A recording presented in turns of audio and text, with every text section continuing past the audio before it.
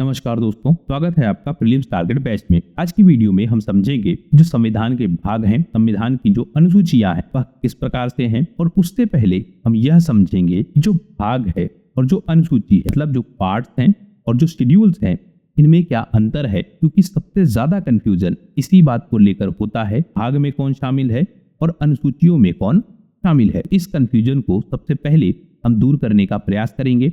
उसके बाद हम समझेंगे संविधान के भाग कौन से हैं, तो संविधान की जो प्रमुख अनुसूचियां हैं वह अनुसूचियां कौन सी है। तो मैं अनुपम तिवारी स्वागत करता हूं आपका अपने इस प्रीलिम्स टारगेट बैच में। आइए शुरू करते हैं संविधान के भाग तथा अनुसूचियों को समझने का। सबसे पहले जो भाग है और जो अनुसूची है, इनके मध्य जो अंतर है, उस अंतर को हमें एक उदाहरण के माध्यम से समझना होगा। बहुत सरल उदाहरण से मैं इस बात को समझाने का प्रयास करूंगा। भाग और अनुसूची के मध्य क्या अंतर है। मान लेते हैं कि आपको खाना बनाना है, एक बेसिक सा टास्क आपको मिला हुआ है कि आपको खाना बनाना है। डेली का काम है, हर व्यक्ति करता है। अब इसमें भाग क्या है, आप जब खाना बनाएंगे तो आपको अलग अलग काम करने पड़ेंगे खाना बनाने के दौरान। जैसे आपको सब्जी काटना पड़ेगा, या आपकी तैयारी का हिस्सा है, मतलब आपको तैयारी करनी पड़ेगी। उसके बाद आपको रोटी सेकनी पड़ेगी। मान लेते हैं आप रोटी सब्जी बना रहे हैं, तो सबसे पहले आपको तैयारी करनी, तैयारी के बाद आपको खाना बनाना पड़ेगा, और खाना बनाने के बाद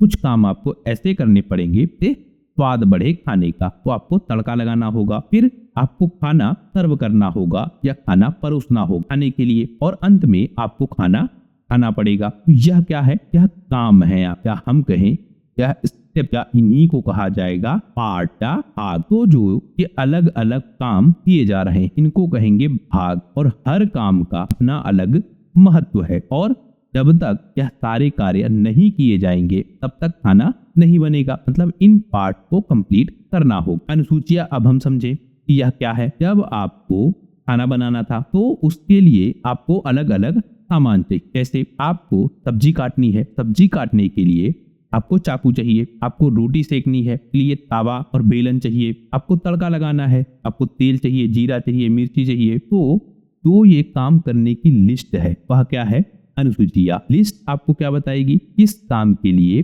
कौन कौन सी चीज जरूरी है। अनुसूचियां यह बताएगी इस साधन कौन से हैं, और जो भाग है वह यह बताएगा करना क्या है, और जो करना है उसके लिए जो साधन है वह कहाँ है, अनुसूचियों में। तो भाग मुख्यतः यह बताएगा कि आपको करना क्या है, और अनुसूचियां आपको यह बताएंगी कि उसको करने के लिए जो साधन है वह कौन से हैं। तो भाग यह बताएगा कि आप क्या कर रहे हैं या आपको क्या करना है। अनुसूची यह बताएगी कि इस काम को करने के लिए किन किन चीजों की जरूरत होगी। तो करना क्या है पहला सवाल, और किन किन चीजों की जरूरत है यह दूसरा सवाल है। पहला स्टेप क्या है, भाग, और दूसरा स्टेप क्या है, अनुसूचियां। और अगर आप ऐसा नहीं करेंगे तो क्या होगा, उल्टा सीधा काम होगा। जैसे तड़का लगाने के लिए आप चाकू ढूंढें, और रोटी बेलने के लिए आप जीरा ढूंढेंगे। अब हम समझें कि जो संविधान में भाग है और जो अनुसूचियां यह किस प्रकार से। संविधान में जो भाग और अनुसूचियां दी गई हैं, इनके अपने अपने महत्व है। जैसे अभी हमने पीछे एग्जाम्पल से समझा, जो संविधान है को 25 भागों में विभाजित किया गया है। हर भाग में जो शासन व्यवस्था है, अधिकार है, कर्तव्य है और सरकारी संरचना, उससे संबंधित विषय हमको मिलेंगे। हर भाग में अनुच्छेद होंगे और वह किसी विशेष क्षेत्र पर अपना ध्यान केंद्रित करेंगे। भाग जो संस्थाएं हैं, राजनीतिक व्यवस्था है, कानूनी ढांचा है, संघ राज्य की व्यवस्था है, मौलिक अधिकार है, राज्य के नीति निर्देशक तत्व हैं, इन सब के विषय में बताएगा। अब देखिए यह क्या हो गया, आपको मौलिक अधिकार चाहिए, मतलब आपको खाना बनाना, यह क्या हो गया, भाग। यह खाना कैसे बनेगा और किस साधन से बनेगा, वह हो गया आपका अनुसूची। मौलिक अधिकार आपका लक्ष्य है, मौलिक अधिकार कैसे मिलेगा, क्या साधन है, वह साधन हो गया अनुसूची। अंतर शायद आप समझ चुके होंगे। हम संविधान का जो भाग है या जो संविधान के पार्ट हैं उनके कुछ उदाहरण देख लेते हैं। जैसे भाग 1 है संघ और उसका क्षेत्र, अनुच्छेद 1 से लेकर 4 के अंतर्गत हमको मिलता है। भाग 3 है जो कि मौलिक अधिकारों से संबंधित है, अनुच्छेद 12 से लेकर 35 तक के प्रावधान हमको इसके अंतर्गत मिलते हैं। नीति निर्देशक तत्व हैं जो कि भाग 4 का भाग है, और इसके अंतर्गत अनुच्छेद 36 से लेकर 51 तक हमको मिलते हैं। भाग 5 यहाँ पर संघीय व्यवस्था दी गई है और इसमें अनुच्छेद 52 से लेकर तो 51 तक हमको मिलता है। अनुसूचियों में देखें तो 12 कुल अनुसूचियां हमको मिलती है। ये अनुसूचियां राज्य, क्षेत्र, भाषा, कराधान इन सारे विषयों के बारे में हमें विस्तृत जानकारी देती हैं। अनुसूचियों का एक कार्य हमको और दिखता है कि जो वर्गीकरण है अनुच्छेदों का, इसी एक विषय विशेष से संबंधित जितने भी अनुच्छेद हैं उनको एक वर्ग में व्यवस्थित करना, यह भी हमको अनुसूचियों का दिखता है। जैसे जो प्रथम अनुसूची है यह बताती है भारत के राज्य और जो केंद्र शासित प्रदेश वह कौन से हैं। जो 7वीं अनुसूची है यह शक्तियों के विभाजन पर आधारित है कि केंद्र और राज्य के मध्य किस तरह से शक्तियों का विभाजन होगा। इसमें हम देखते हैं कि हमको 3 सूचियां मिलती हैं। एक संघ सूची जिसमें केंद्र की शक्ति है, एक राज्य सूची जिसमें राज्य की शक्ति है और एक समवर्ती सूची जिस पर केंद्र और राज्य दोनों मिलकर नियम कानून बनाते हैं। इसी तरह से 10वीं अनुसूची हमें दिखती है जो दल बदल विरोधी कानून से संबंधित है। अब हम फिर से समझे जो भाग है और जो अनुसूची, इसमें मुख्यतः अंतर क्या है। सबसे पहला अंतर दोनों की प्रकृति में, जैसे भाग में व्यापक विषयों को शामिल किया जाता है और जो संविधान है उसके बहुत सारे पहलुओं को व्यवस्थित किया जाता है। अनुसूचियों में जो सूची है उनका विस्तार मिलता है और उनका वर्गीकरण हमको दिखता है। कार्य में अंतर देखें तो जो भाग है संविधान में यह विषयों के आधार पर अनुच्छेदों को बांटता है। जैसे अधिकार की जब बात होगी तो उससे संबंधित जो अनुच्छेद है वह एक भाग में रख दिए जाएंगे। शासन व्यवस्था से संबंधित जितने भी अनुच्छेद हैं उनको एक भाग में रख दिया जाएगा। कर्तव्यों से संबंधित जितने भी अनुच्छेद हैं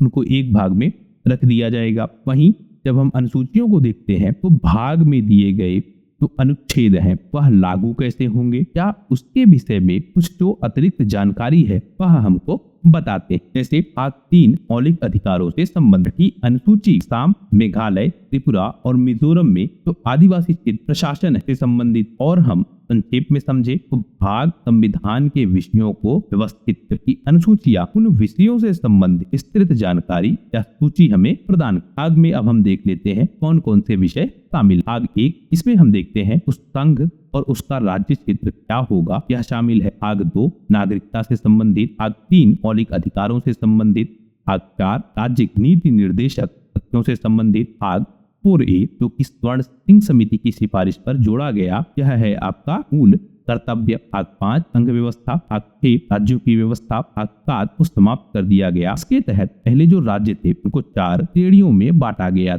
ABCD को 1965 में समाप्त कर दिया गया। अगर आपसे पूछा जाए संविधान का वह कौन सा भाग जिसको समाप्त कर दिया गया, भाग 7 इसमें दिखेगा। भाग 8 में देखें तो जो संघ राज्य क्षेत्र है वह मिलता है। भाग 9 पंचायती राज व्यवस्था, भाग 9A नगर पालिका, 9B सहकारी समितियां, भाग 10 अनुसूचित जाति और जनजाति क्षेत्र और भाग 11 इसमें हमें संघ राज्य एवं राज्यों के बीच संबंध वह हमको मिलता है। भाग 12 में जो वित्त संबंधी संविधाएं हैं और जो वाद है वह दिखते हैं। भाग 13 इसमें भारत के राज्य के भीतर व्यापार और जो वाणिज्य है वह किस प्रकार से होगा वह व्यवस्था। भाग 14 संघ एवं राज्यों के अधीन जो सेवाएं, वह भाग 15 इसमें निर्वाचन की व्यवस्था दिखती है, यह इंपॉर्टेंट है, ध्यान रखिए। भाग 16 कुछ वर्गों के संबंध में जो विशेष उपबंध है। भाग 17 में राज्य भाषा मिलती है। भाग 18 इसमें आपात उपबंध हमको मिलते हैं। भाग 19 इसमें प्रकीर्ण मिलता है। भाग 20 में संविधान का संशोधन कैसे होगा वह व्यवस्था। भाग 21 इसमें अस्थायी संक्रमणकालीन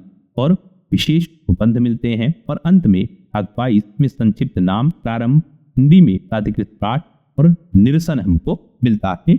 इसमें मैंने स्टार मार्क्स लगाए हैं, यह ज्यादा इंपॉर्टेंट है, यह जरूर ध्यान रखिएगा। अब हम देख लेते हैं संविधान की अनुसूचियों। अनुसूचियां ज्यादा पूछी जाती है, भाग थोड़ा कम पूछा जाता है। अनुसूचियां जो 12 है यह आपको जरूर याद रखनी। सबसे पहले पहली अनुसूची, सबसे पहले बात होगी राज्य, तो आप इस तरह से याद करते तो राज्य कैसे हैं और केंद्र शासित प्रदेश कैसे हैं उनका उल्लेख हमें यहाँ मिलेगा। तो दूसरी अनुसूची है, इसमें जो पदाधिकारियों के वेतन है और उनके जो भत्ते हैं उनका उल्लेख मिलेगा। सबसे पहले राज्य हो गया, राज्य को चलाने वाले अधिकारी हो गए। ये जो तीसरी अनुसूची है, अब इन अधिकारियों को शपथ ग्रहण दिलाई जाएगी। तो पद ग्रहण के समय जो शपथ ली जाएगी उसका उल्लेख फिर चौथी अनुसूची में क्या है, राज्यों का राज्यसभा में प्रतिनिधित्व। अब जब इन्होंने शपथ ले ली, इसके बाद इनको भेजा जाएगा राज्यसभा में कार्य करने के लिए। फिर पांचवी अनुसूची, इसमें जो अनुसूचित क्षेत्रों के और अनुसूचित जनजातियों से संबंधित क्षेत्र हैं उनका उल्लेख हमें मिलेगा। अब यहाँ देखिए, शपथ ग्रहण करा दी, राज्यसभा में भेज दिया, पर कुछ लोग जो छूट गए उनको अब शामिल करना है, उसके लिए है पांचवी अनुसूची। जो पिछड़े हुए लोग हैं उनको शामिल करना है। फिर छठी अनुसूची, जिसमें कुछ अन्य क्षेत्र हैं या जो कुछ विशेष क्षेत्र हैं वहां के लोगों को शामिल करना है। असम, मेघालय, त्रिपुरा और मिजोरम यहाँ के जो जनजातीय क्षेत्र हैं इनका उल्लेख हमें मिलेगा। तो सातवीं अनुसूची है, इसमें अब शक्तियों का बंटवारा होगा, केंद्र और राज्य के बीच किस तरह से शक्तियों को बांटा जाए, यह सातवीं अनुसूची। आठवीं अनुसूची यह 22 भाषाओं का उल्लेख करता है। शक्तियों का बंटवारा करने के बाद उसको किस प्रकार से सूचित किया जाए, तो भाषाओं के माध्यम से सूचित किया जाएगा। तो भाषाओं का उल्लेख। नौवीं अनुसूची यह संपत्ति के अधिकार का अधिग्रहण करता है। 10वीं अनुसूची दल बदल कानून का प्रावधान है। 11वीं अनुसूची यह पंचायती राज संस्थाओं का उल्लेख करता है। 12वीं अनुसूची यह शहरी क्षेत्र में स्वशासन है और उससे जुड़ी जो समस्याएं उनका उल्लेख करता है। 12वीं से आप इधर से याद करिए कि 12वीं सबसे लास्ट में शहरी स्वशासन के पहले, 11वीं में जो पंचायती राज व्यवस्था है उसका उल्लेख, 10वीं में दल बदल कानून, यह बहुत आसान है, बहुत बार पूछा गया है। और 9वीं अनुसूची में संपत्ति के अधिकार का अधिग्रहण है, वहां हमको दिखता है। तो एक क्रम के रूप में मैंने कोशिश की है आपको याद करवा। सबसे पहले राज्य है, फिर उसके अधिकारी हैं, फिर वह शपथ लेंगे, शपथ लेने के बाद वह कार्य करना शुरू करेंगे राज्यसभा में। उसके बाद जो पिछड़े हुए लोग हैं उनको शामिल किया जाएगा। उसके बाद जो विशेष क्षेत्र है उनको शामिल किया जाएगा। उसको शामिल करने के बाद यों का बंटवारा होगा, फिर लोगों को बताया जाएगा, उसके लिए भाषा का प्रयोग होगा। तो अनुसूची 8 और फिर नीचे से याद कीजिए 12वीं अनुसूची सबसे अंत में शहरी व्यवस्था, 11वीं अनुसूची पंचायती राज व्यवस्था, 10वीं अनुसूची बहुत बार पूछा गया है दल बदल, और 9वीं अनुसूची संपत्ति के अधिकार का अधिग्रहण। इस वीडियो में फिलहाल इतना ही। आशा करता हूं कि ड्यूल और पार्ट से संबंधित जो आपका कंफ्यूजन है वह कंफ्यूजन शायद दूर हो चुका हो और आपको यह अनुसूचियां जो मैंने सरल भाषा में बताने का प्रयास किया वह आपको याद हो गई होंगी। वीडियो यदि अच्छा लगा हो तो प्लीज शेयर कीजिए, सब्सक्राइब कीजिए इस चैनल को। आपका हमसे जुड़ने के लिए बहुत बहुत धन्यवाद। आपका दिन शुभ हो।